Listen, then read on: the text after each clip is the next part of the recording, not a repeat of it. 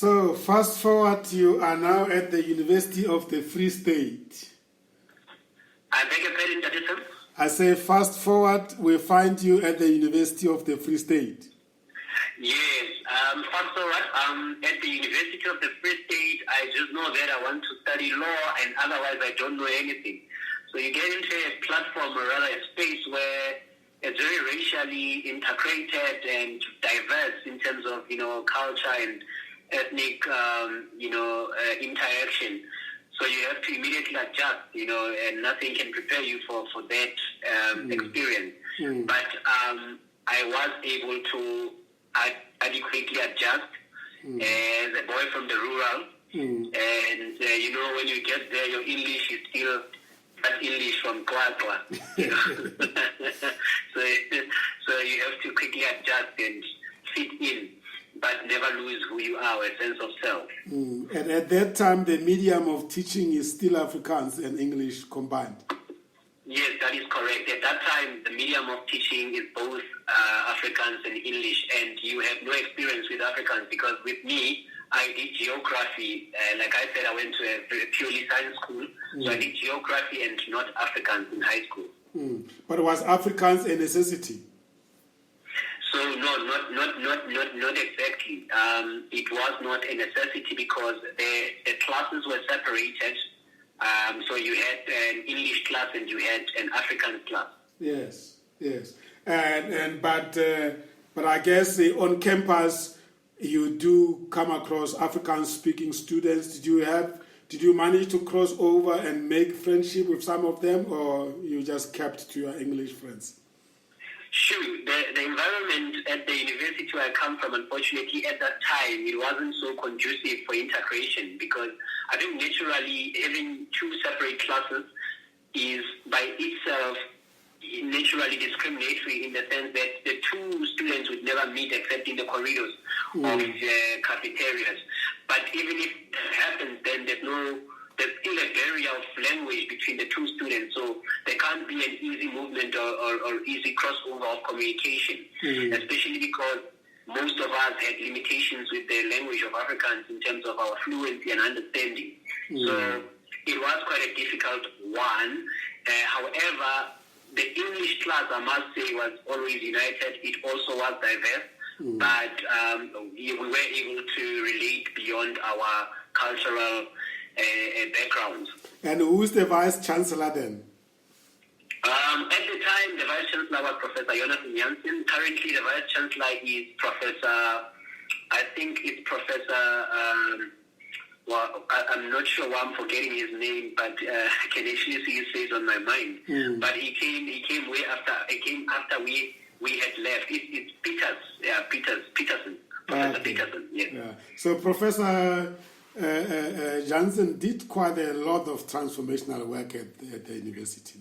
That is correct. I think I must certainly confess that as a student, I had ran for SRC presidency at some point while I was still at the University of the Free State, which was unsuccessful. And I think at the time I was part of the leadership structures at the university. We did our best to fight for integration and to try and make the environment to be an environment which everybody would feel comfortable regardless of their race, culture, and ethnic group. However, it was quite difficult, and you only get to understand this, I think, once you leave the university, that the backdrop of culture at the University of the Free State is very heavily Afrikaner. And Professor Jonathan Jansen had done a lot in his powers to try and transform the university, and it would not have been easy for him, I imagine, but and obviously up to date there are still a lot of things perhaps that need to change, but because transformation is a journey in its own, so he has done quite a lot from his own office. He certainly gave it a national profile. I beg your pardon? I say he certainly gave it a national profile. I agree with you. He put that university on the map. Yes. And everybody was sympathetic with what he had to deal with. But I think the fruits of that work will show later in years to come. That is correct. That is correct in that December. Did you ever have any educational coach or mentor or advisor while you're on campus? Not necessarily. I believe that while we were on campus, we would have people that we look up to who were senior students. But there was no real direct mentor or anything. So I think it was every man for himself, to be honest. Yeah. That is one area that I'm very much interested on. I think it's very wrong for the society to assume that students will just arrive on campus and then figure out. There need to be some sort of, even if it means parents themselves having to cater for that if they can afford it. Otherwise, if they can't, there should be organizations that help people, because that's a very tough, it's always a very tough stage of your growth educationally. That is true. Yeah. That is true. So tell me, your arrival on campus, was it rough? Or was it traumatic for you, or how was it? So for me, it was not rough per se. I think it was just normal in the sense that when you get to the university, I think when you come from the kind of background I do, you try to find yourself. You know, you search for yourself in a very diverse platform where you need to adjust and understand, you know, what you want and why you are there. So for me, it was more or less that kind of journey wherein I had to inquire with myself why I'm here, because everything was just so available. And if you don't have that understanding and sense of self, you end up, you know, following things which you're not supposed to follow, which did not bring you there in the first place. So for me, I think I had a normal arrival. It was not rough. It was also not too good, if one was to say. So it was just a normal arrival for me. Did it drive you to the university? No, so with us in that system, you take a taxi, you go to university, your parents will call you to ask if you arrived safely. What happens there? That's an adventure. So what happens when you're there? You're on your own. I used to think that the children that the parents bring them to the university or to the college, I used to think that they are spoiled. I had the same mentality too. I said, poor parents have to drive so many 300 kilometers from Venda to Vets and then drop you and see that you are okay and then drive back home, because normally they will not sleep over because it's very costly. Yes. But now when I think of it, I think that's the most important thing to do, because that transition can actually be a life-changing, and if it's rough, your child may lose direction completely. That is true. Because you are sending him or her into the wild and hoping that he won't be met by lions, he will be met by some friendly animals. Yes. Yeah. No, we need to change that. It's not right. But anyway. I agree fully. Yeah. Now, tell me, did they organize some sort of orientation, induction for you guys? Because they used to have this rough way of welcoming people, which sometimes is not humanly right. Yeah, so there was an orientation that took place, but with me, I was unable to attend the orientation. I recall I had to go back home after registration because of accommodation issues and stuff like that. So I went back home, and I came back, I think, a day before my classes, once my accommodation was sorted. So the week before the classes begin is normally a week where the university will have an orientation designed for first-year students. So I was unable to be a part of that. So I had to swim my way in. You know, when they say your class is at this building on the first day, you go on campus without any idea where the building is. But I was lucky enough to meet the first friend I ever made in varsity, who was luckily going to the same class as me. So he took me through, and he was a senior person in varsity, so he'd been there, so he knew the buildings. Wow, that's good. So you are accommodated in the rest? At first I was not at rest. I only moved to the rest in my third year. Yeah, I was using private accommodation at first, and then I moved to rest on my third year. How did you find the city of Mangaung?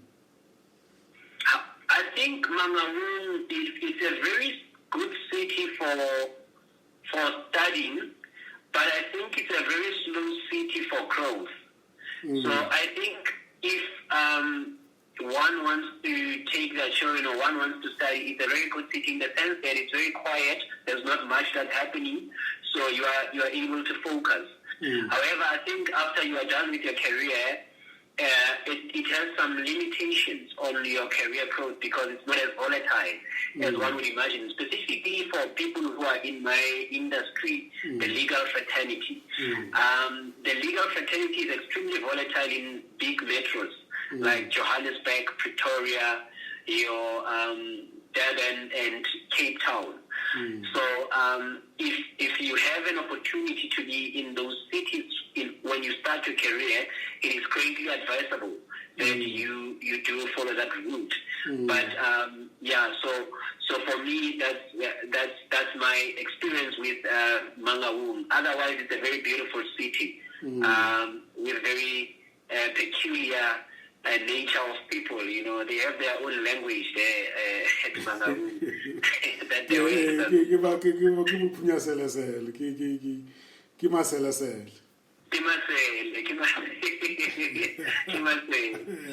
And after 3 years of being on campus, did you find that the campus life had toned this Kopa boy somehow or what?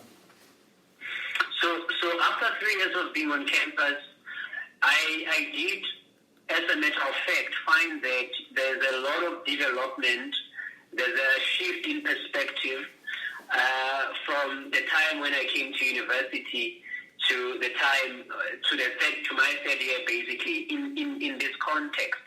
When you arrive at the university, I take it you are like a bucket that is waiting to be filled, not only with what you will get from class, but with all the learning that you will get outside of the class, which for me has marked a very important aspect of my experience with varsity. I think I learned more out of class than I did in class, because out of class you learn a lot about life.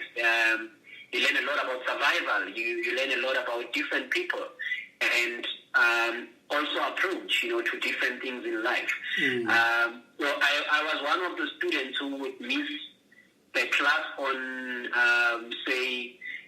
any of my modules. I would miss the class on any of my modules any day for a lecture. They used to call them intellectual lecturers at the University of Free State, where Professor Jansen would, for example, invite maybe the former Justice of the Concord, Justice Albie Sachs, to share his experience about apartheid and him going to the bench and all of that.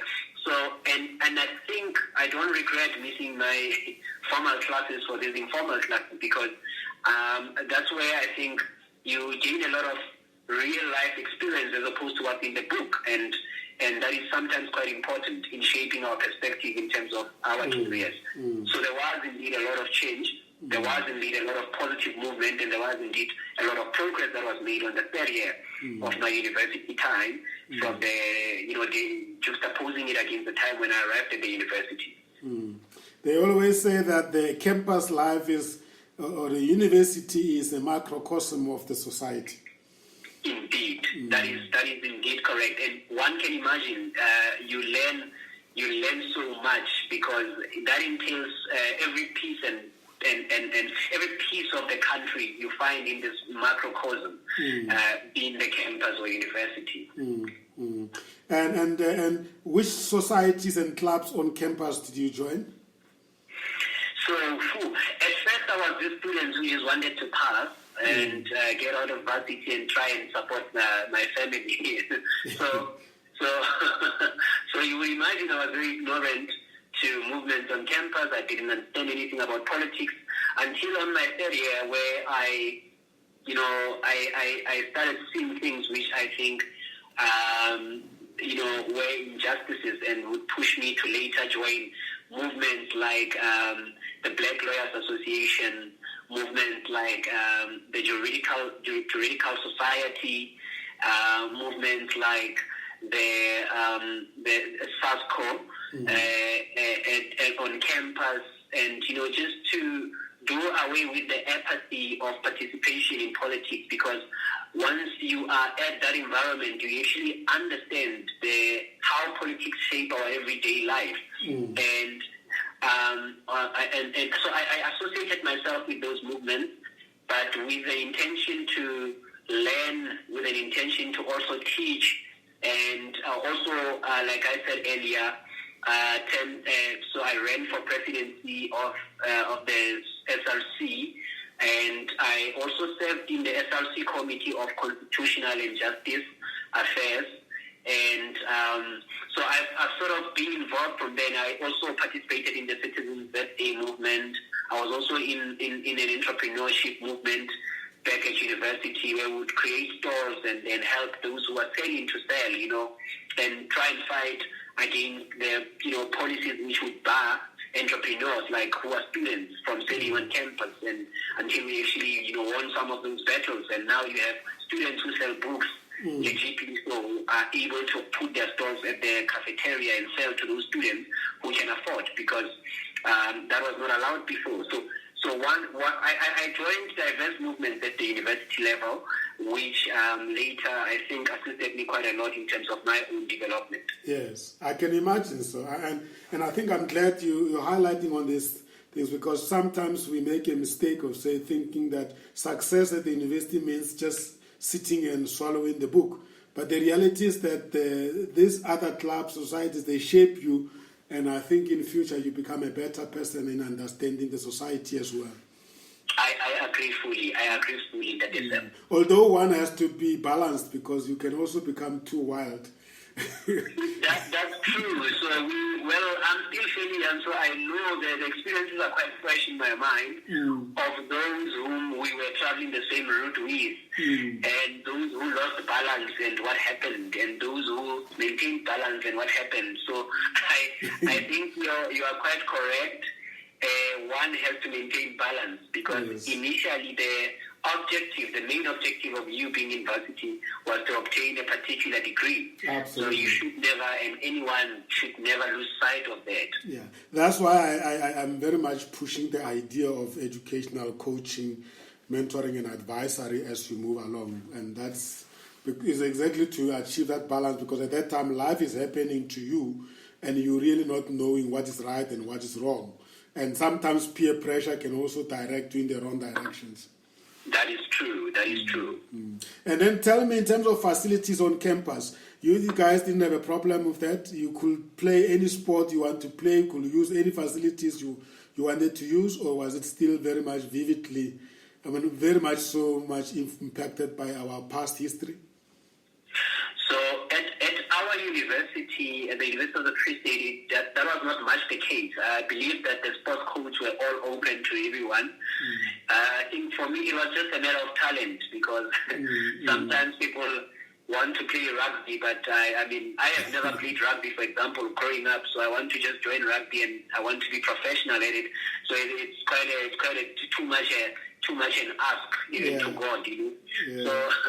So, but other than that, I think all sporting codes were fairly open to everyone. I personally played tennis when I got to varsity, and I actually fell in love with the game. To date, I still, although now I just do it on a casual basis, I still do go to the court and play out when I get the time. Wonderful. And you did mention that you were very quickly attracted to the Black Lawyers Association, which was similar. For those who are doing commerce, they'll probably go to Isaac, other forums, BMF, on campus. So you found yours, which was Black Lawyers Association. I'm sure you're still part of them even today. That is correct. So I'm still a member, even in the profession, of the Black Lawyers Association. Yeah. But you're reminding me, in fact, I was also a member of the BMLF, the Black Management Forum, BMF. Yeah, Black Management Forum, yes. Wow. So I was also a member of that organization. Yes. They had a student chapter on campus. Yes, I heard you say BMLF. I said, like, oh, was it existing by then? Did they have a student chapter, the BMF, then at Free State? Yes. So there was a student chapter that was active on our campus. Ah, beautiful. So you are a very inquisitive person. I mean, did you think that, or was it because you see business people as your client of the future? Yes. So for me, it's always been about, I think one thing perhaps that I must just try and explain to you is, at the beginning, from school level, at primary education and up until before tertiary, I just wanted to be a lawyer. But when I got to varsity and with the experience one gets in varsity, the eye becomes more open. Mm. And that's when I realized, in fact, I am more of an entrepreneur than I am, in fact, just a lawyer. And that's the route I need to take. So I need to find a way of combining, finding the synergy between legal practice and business. So you will regard yourself as a practicing lawyer, but also an entrepreneur. I first regard myself as an entrepreneur, then a lawyer. Oh, I see. Yes. Wow. Wonderful. Yes, and that is because I think what we generally take for granted as legal practitioners is that law is business, and if your approach to law is not that of business, then you don't have a legal practice. Yes. So that is why I even find myself to first being an entrepreneur and secondly lawyer, because although my focus is more in law, without the business aspect of it, then I can't run anything. Absolutely. That's absolutely. I mean, it's the same in my profession of coaching. You first learn coaching and then you realize that there is a business of coaching. Yes. And then if you didn't have interest in that, you might just struggle. Yes. And how did we perform? Ultimately at the university? Did you graduate cum laude? Sure, that's a big ask in that So I did not graduate cum laude, but I graduated with fairly good marks. Yeah. So I can, in fact, with my marks, I can do any postgraduate qualification. Yes. Tell me now, if you were to go, were there any regrets from your 3 years at the university?